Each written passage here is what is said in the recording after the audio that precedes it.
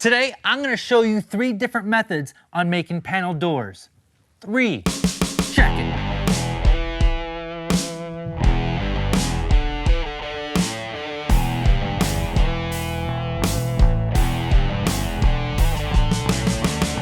Today, I'm gonna show you 3 ways to do cope and stick and tongue and groove panel doors. One way over at the table saw with a single blade, another way over at the router table with a single bit, and then traditional cope and stick with a set of bits over at the router table. I've already gone ahead and cut up the rails and stiles over at the table saw and the miter saw. When you cut the rails, you have to leave extra because of the tongue that we're going to make. The first method I'm going to show you is over at the router table using the single bit. The single bit is a lot cheaper than getting a matched set. So we're going to do the rails first. The rails are always the top and bottom panels of the door, and we're going to do the ends.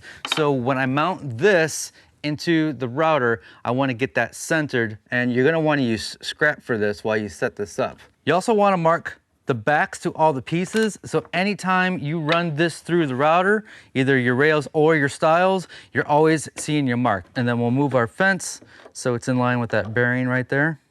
You need a backing board, especially when doing the end grain, so it doesn't blow out and it gives it a little bit more stability. You don't want to do this business because you'll lose this business. I got one of these grippy guys just to keep my fingers away from that monster.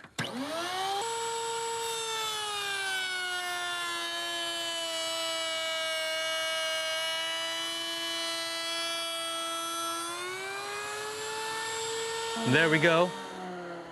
That looks pretty centered. Now that the test piece worked, I'm going to cut the 2 rails on all 4 ends of the end grain.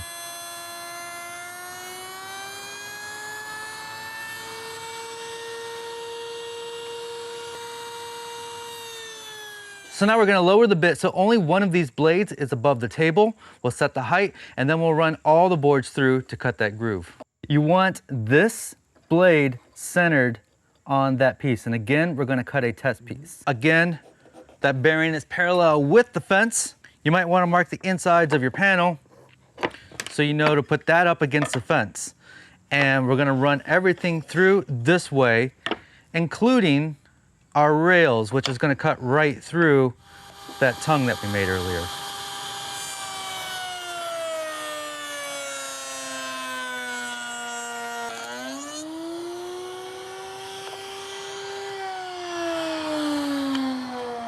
Look at that.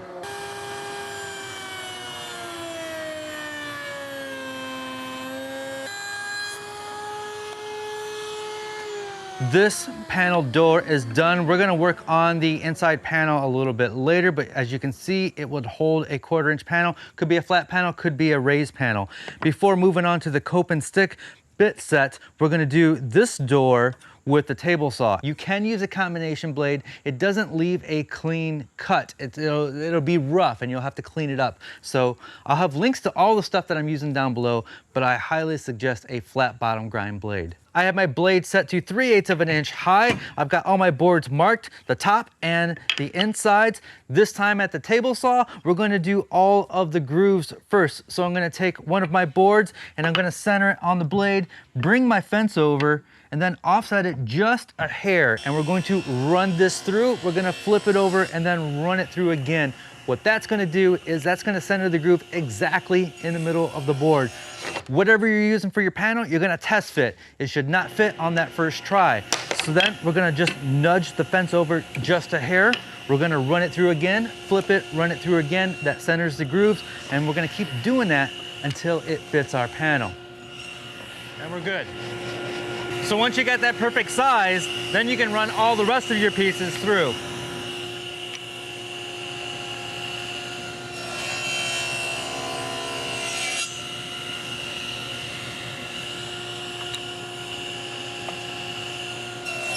Our 2 stiles are done. We have to work on the rails. We need to cross cut this, and I have my blade set to the height of this little lip down here. And you can see it's exactly that height.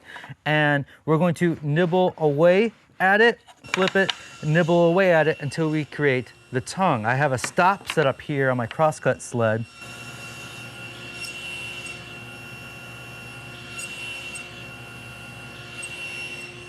Made one of the panel doors on the router, one of the panel doors at the table saw. Now we're gonna do another panel door using traditional cope and stick joinery over at the router using this bit set. There's a special feature about cope and stick joinery that has this angle on the router bit here that leaves a nice bevel along here.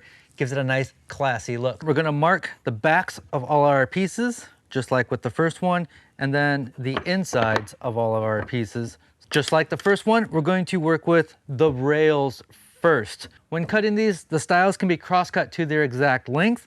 The rails need to be cut a little bit longer. This bit set gives me a 1/2 inch tongue, which means I need an extra 1/2 inch over here and an extra 1/2 inch over there. So I needed to cut these 1 inch longer than the finished piece. So I marked a 1/8 inch line on my board here. The back of the panel needs to be facing up.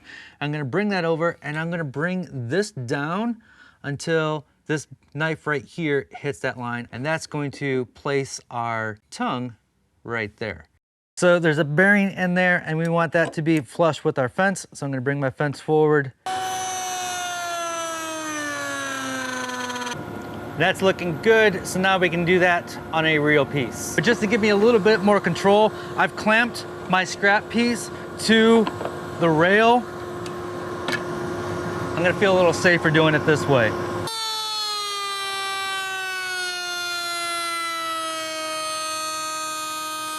Looking good. So now we'll cut the stiles. So now that we have the other bit in there, we have to center it on this tongue. This particular bit set, you can change the thickness of the cut depending on what kind of panel you got in there. So there's 2 blades that I gotta line up with that tongue. And we're looking good right there. I think we should go for it, Dan.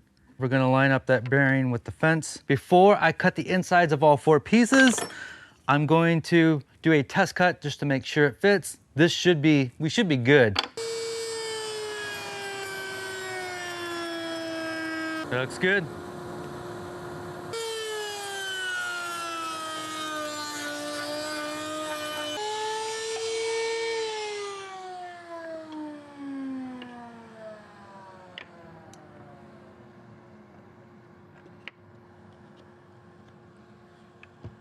Check that out. That's got a nice little bevel in there. It looks a little prettier than the tongue and groove. Look at that, good fit. You get that? I'm liking that. I'm liking that a lot. Now that we have all 3 panels made with different techniques, it is time to cut the insides, and basically you're just gonna cut a panel to fit in there and then you glue it all together. So these 2 are going to be doors that's going to open up to this back panel. While I do that, I'm gonna let Dan do his thing.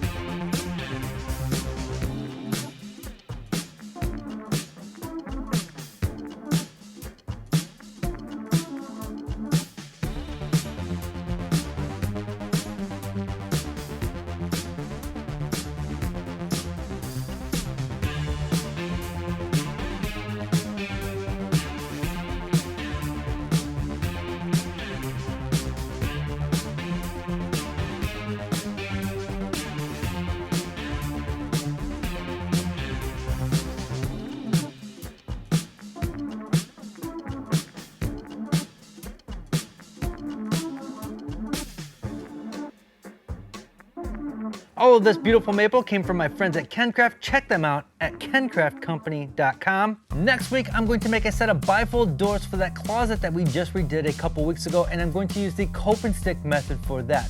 I also think I'm going to make a sled for the router table to make those end grain cuts a bit safer and easier to handle, so you're gonna wanna check that out. We'll see you next Friday. In the meantime, check out this playlist that I made just for you. Be safe, have fun, stay passionate, and make something. Welcome to Make Something with me, David Picciuto, and today I'm gonna show you 3 different